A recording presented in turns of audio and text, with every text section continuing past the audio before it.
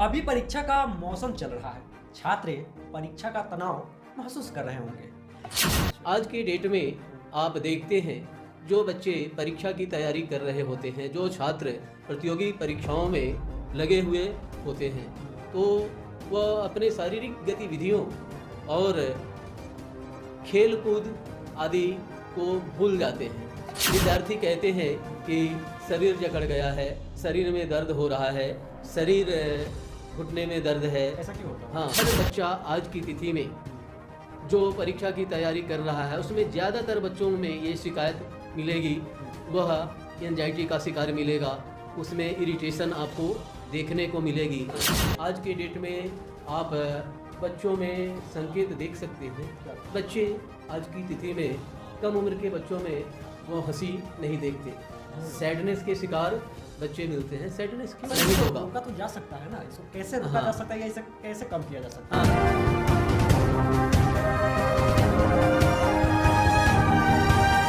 नमस्कार, मैं हूं लाइव फॉर नेशन के लिए अभिषेक राज। गाइडेंस प्रोग्राम में हमारे साथ है मुजफ्फरपुर बिहार के कैरियर काउंसलर श्री केन त्रिवेदी। अभी परीक्षा का मौसम चल रहा है।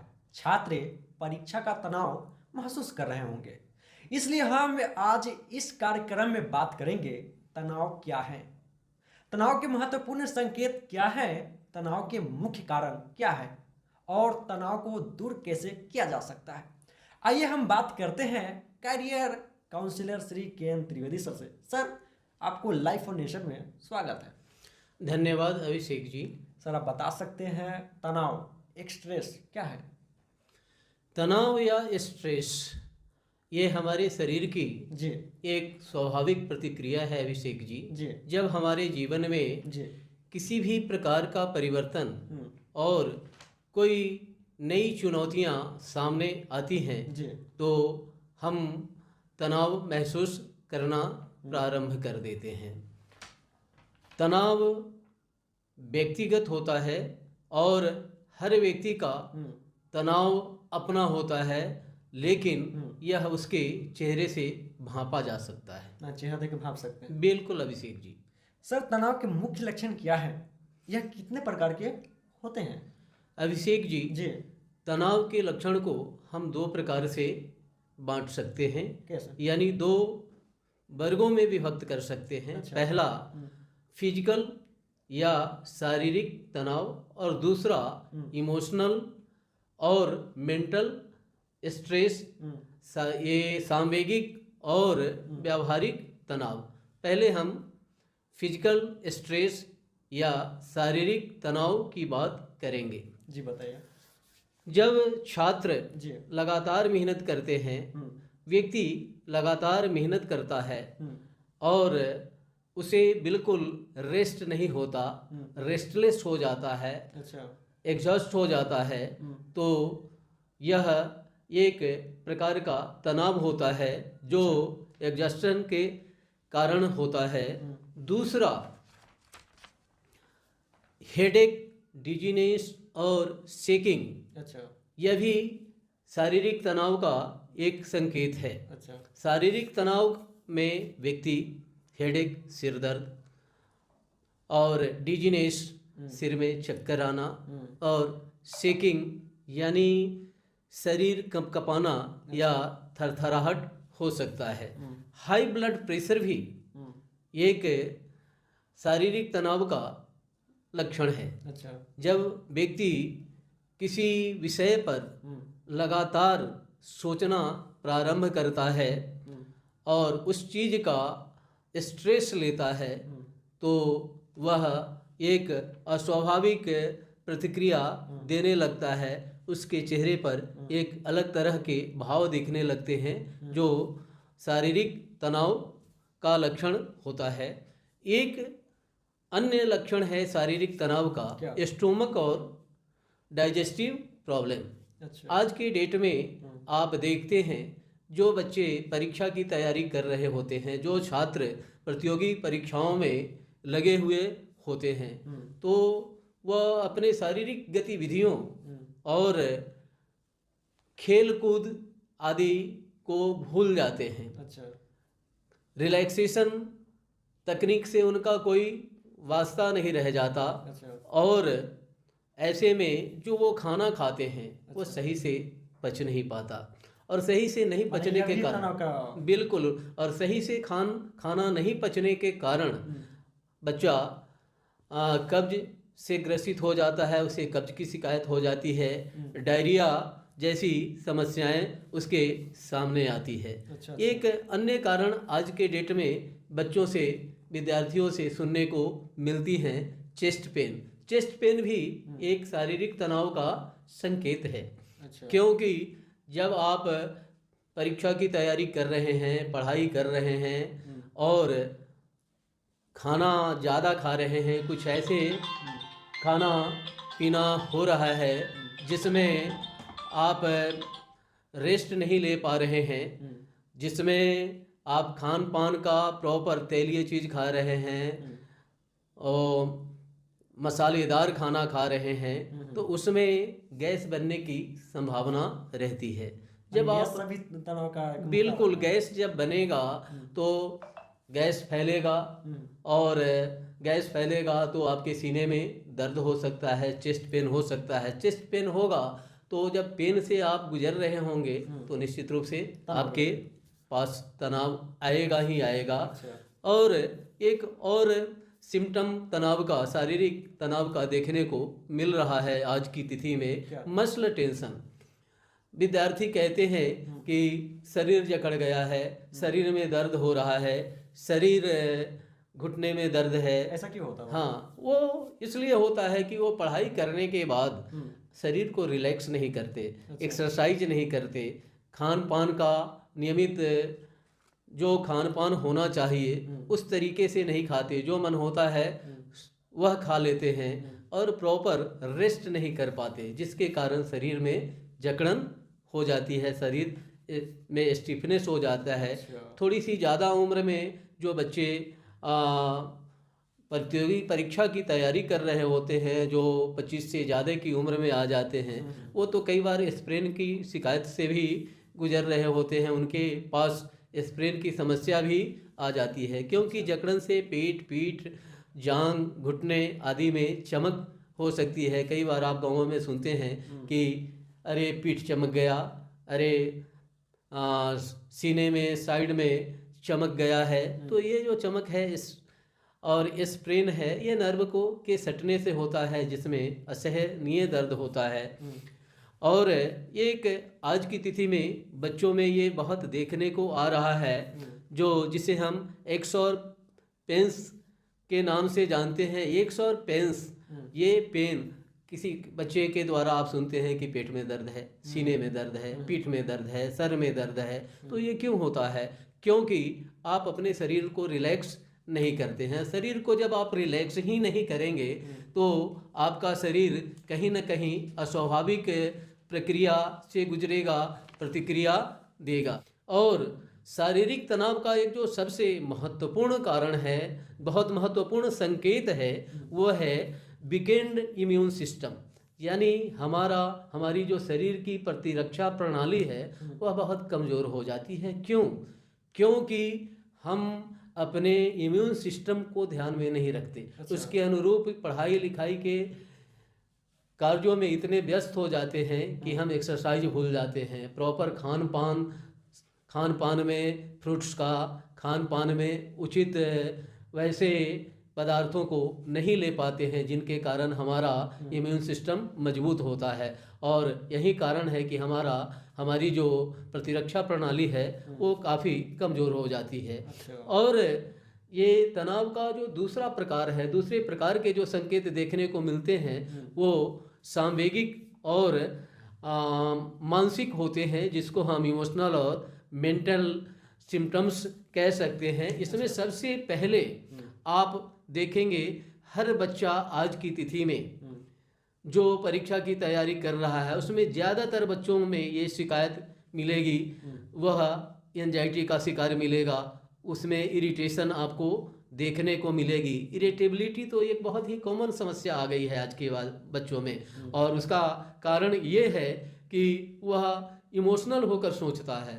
इमोशनल होकर, हाँ, भावुकता में बहुत कुछ योजना बनाता है, सोचता है, और वही कारण है जब उसे अपेक्षा से कम परिणाम प्राप्त होता है तो वह एंजाइटी का अनुभव करता है और इरिटेट होना शुरू करता है। ऐसी स्थिति में आप बच्चों में उसके चेहरे पर चिंता की रेखाएं देख सकते हैं और बच्चा चिड़चिड़ा हो जाता है। चिड़चिड़ापन यह हमारे इमोशनल और मेंटल प्रेशर का, स्ट्रेस का एक बहुत ही महत्वपूर्ण संकेत है। दूसरा, आज के डेट में आप बच्चे को डिप्रेस्ड होते खूब देख रहे हैं। डिप्रेशन, हाँ बिल्कुल बिल्कुल, डिप्रेशन, चूँकि एक्सपेक्टेशन ज़्यादा है, उसके अनुरूप वर्क नहीं है, और जब प्लानिंग में कोई वर्क नहीं होगा उसके अनुरूप बिल्कुल तनाव आना होगा।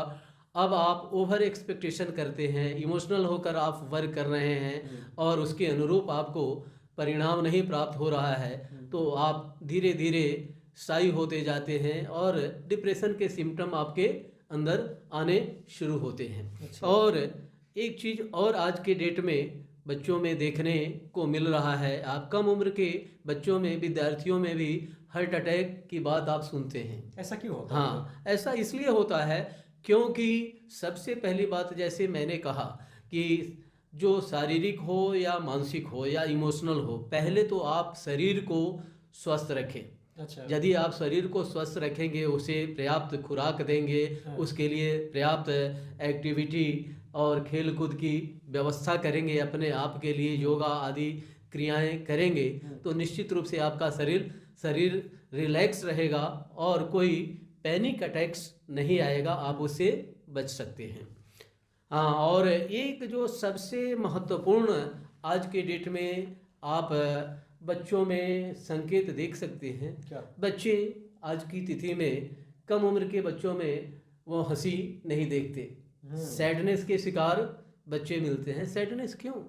ओवर एक्सपेक्टेशन, रिजल्ट, प्लानिंग कमज़ोर, रिजल्ट कमज़ोर, जिसके कारण उनको लगता है कि अब ये चीज़ें हो नहीं सकती, दुखी रहते हैं, खीन महसूस करते हैं, और इस खिन्नता के कारण उनके अंदर में एक दुखी होने का भाव लगातार आपको देखने को मिलता है।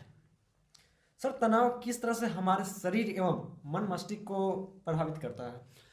अभिषेक जी, तनाव हमारे ऑटोमेटिक नर्वस सिस्टम के द्वारा हमारे हृदय की गति को, हार्ट रेट को, श्वसन प्रणाली यानी ब्रीदिंग सिस्टम को, और सोच में जो परिवर्तन होता है, दृष्टि में जो परिवर्तन होता है, विजन चेंजेज आदि को नियंत्रित करता है। हमारे शरीर के पास कुछ अपनी तरह की शक्तियां हैं जो आने वाले तनाव से अपने आप लड़ती है, हमें लड़ने की आवश्यकता नहीं होती। और जो इस तरह की स्थिति आती है जिसको आपने सुना होगा फाइट एंड फ्लाइट एक्टिविटी की, वो हमारे शरीर की एक स्वाभाविक शक्ति है, फाइट एंड फ्लाइट। जब खास तरह के तनाव से हम गुजरते हैं तो हमारे शरीर की जो अपनी शक्ति है उसके अंदर एक इस प्रकार की तकनीक है जो उस तनाव से यथासंभव लड़ती है, जिसे हम लड़ो और भागो प्रतिक्रिया कहते हैं। इस क्रम में एक चीज़ और मैं बताना चाहूँगा। क्या? जब तनाव बहुत लंबा हो जाता है, दीर्घकालिक हो जाता है, तब भी हमारे शरीर के अंदर की एक शक्ति होती है जो वियर एंड टियर के सिद्धांत पर उस तनाव को दूर करने की कोशिश करती है। लेकिन ऐसी स्थिति में हमारे शरीर में अस्वाभाविक परिवर्तन होने की संभावना रहती है, अंग विकृत होने की संभावना रहती है, शरीर के किसी अंग के क्षतिग्रस्त होने की संभावना रहती है। जैसे आप सुनते हैं ब्रेन हैमरेज हो गया, नस फट गई, तो ये अब आज की उम्र में आज की तिथि में हर उम्र के लोगों में देखने को मिलती है। हाँ सर, तनाव बहुत बार ये सुनने, तो इसका मुख्य कारण आखिर में क्या होता है तनाव का? अभिषेक जी, तनाव का तो अनेकों कारण है, लेकिन तनाव केवल नकारात्मक स्थिति में नहीं होता। नहीं तनाव सकारात्मक और नकारात्मक स्थिति में दोनों में हो सकता है। अच्छा। जैसे आप देख सकते हैं कि ऐसे छात्र, प्रतियोगी छात्र जो नौकरी की तलाश में हैं, वो भी तनावग्रस्त रहते हैं। अच्छा। और कई बार आप देखते हैं कि ऐसे व्यक्ति जो ऑलरेडी किसी सेवा में हैं और किसी कारण से वे सेवा से बर्खास्त कर दिए जाते हैं, वो भी तनाव में रहते हैं। तो आपने देखा तनाव सकारात्मक और नकारात्मक दोनों में देखने को मिल रहा है। जैसे अब छात्र परीक्षा की सम्यक तैयारी का तनाव, तैयारी अच्छा होगा नहीं होगा इसका तनाव, सोच के बिल्कुल बिल्कुल। एक सामान्य व्यक्ति अपने किसी प्रिय व्यक्ति के बीमार हो जाने पर तनाव का अनुभव करता है, उसकी मृत्यु हो जाने पर तनाव का अनुभव यही करता सबसे मुख्य है। कारण है। बिल्कुल हाँ। जब छात्र में और सामान्य व्यक्ति में भी आर्थिक तंगी से भी तनाव हो सकता है। तनाव के बहुत सारे कारण हैं। अच्छा, एक्यूट स्ट्रेस सर, ये बार बार सुनने को मिलता है, आखिर है ये क्या? हाँ, बहुत ही सुंदर प्रश्न किया जी। अभिषेक जी। ये हमें भी बार बार सुनने को मिलता है, एक्यूट स्ट्रेस। आखिर में है ये क्या? हाँ, एक्यूट स्ट्रेस यानी तनाव की तीव्रता, अच्छा। यानी तनाव वह जिसकी तीव्रता असहनीय हो, जो बर्दाश्त करने योग्य नहीं हो। जैसे कोई छात्र जब बड़ी परीक्षा की तैयारी कर रहा होता है, उसमें कई बार उसे असफलता मिलती है। अच्छा। और छात्र लगा रहता है कि नहीं, मुझे उसमें सफलता प्राप्त करनी है, और जब तक उसे सफलता नहीं प्राप्त होती तो वह एक्यूट स्ट्रेस का शिकार बना रहता है। उसे लगता है कि पता नहीं हो पाएगा या नहीं हो पाएगा। दूसरी चीज़, उसमें जो नौकरी पेशा वाले लोग हैं उनके लिए भी वर्क प्रेजेंटेशन का तनाव भी एक्यूट स्ट्रेस का उदाहरण है। दूसरा, चलिए सर, इतना सारा आपने इसका उदाहरण बता दिया, लेकिन आखिर में इसको दूर कैसे किया जाए? हाँ, दूर करने के लिए कई उसमें उपाय हो सकते हैं। क्या उपाय हो लेकिन तनाव जो है वो व्यक्ति परक होता है। अच्छा। हाँ, तनाव कैसे मापा जाए इसके लिए कोई सिद्धांत, कोई तकनीक, कोई यंत्र नहीं है। अच्छा। जो व्यक्ति तनाव से गुजर रहा होता है वही यह महसूस करता है कि वह किस स्तर के तनाव से गुजर रहा है। हाँ, काउंसलर और काउंसलर या परामर्शदाता, मनोवैज्ञानिक या साइकोलॉजिस्ट उसे थेरेपी बता सकते हैं, उसे तकनीक बता सकते हैं। बता सकते हैं। बिल्कुल बिल्कुल। और उसके लिए प्रश्नोत्तरी या स्टैंडर्डाइज्ड टेस्ट का प्रयोग कर वो बता सकते हैं कि आप इस तरह से अपने तनाव को कम कर सकते हैं। सर, क्या कोई भी व्यक्ति पूरी तरह से तनाव मुक्त हो सकता है? असंभव अभिषेक जी, बिल्कुल असंभव, कोई चांस नहीं। दुनिया में कोई भी व्यक्ति ऐसा नहीं है जो ये कह सके कि मैं बिल्कुल तनाव मुक्त हूँ और मुझे स्ट्रेस नहीं होगा। रोका तो जा सकता है ना, इसको कैसे रोका जा सकता है या इसे कैसे कम किया जा सकता है? हाँ, बिल्कुल कम किया जा सकता है। रिलैक्सेशन तकनीक का उपयोग करके इसे कम किया जा सकता है। रिलैक्सेशन तकनीक में आप जानते हैं आज के डेट में ध्यान, योगा और एक महत्वपूर्ण तकनीक है ताई ची, ब्रीदिंग एक्सरसाइजेज और मसल रिलैक्सेशन प्रोग्राम के द्वारा इसे कम किया जा सकता है। अपनी आदतों में सुधार कर इसे कम कर सकते हैं। आपने टाई ची कहा, लेकिन सब समझ में, आखिर में टाई ची है क्या? हाँ अभिषेक जी, ताई ची एक रिलैक्सेशन तकनीक है जिसमें हम एक साथ मस्तिष्क और शरीर, दिमाग और शरीर दोनों का एक्सरसाइज करते हैं। दोनों के लिए कुछ मूवमेंट कराए जाते हैं जिसमें हमारा दिमाग भी रिलैक्स हो जाता है और शरीर भी रिलैक्स होता है, जिसके कारण हम तनाव से काफ़ी हद तक मुक्ति पाते हैं। बहुत बहुत धन्यवाद सर, जो कि आपने अपना इतना कीमती समय प्रदान किए दिए। धन्यवाद अभिषेक।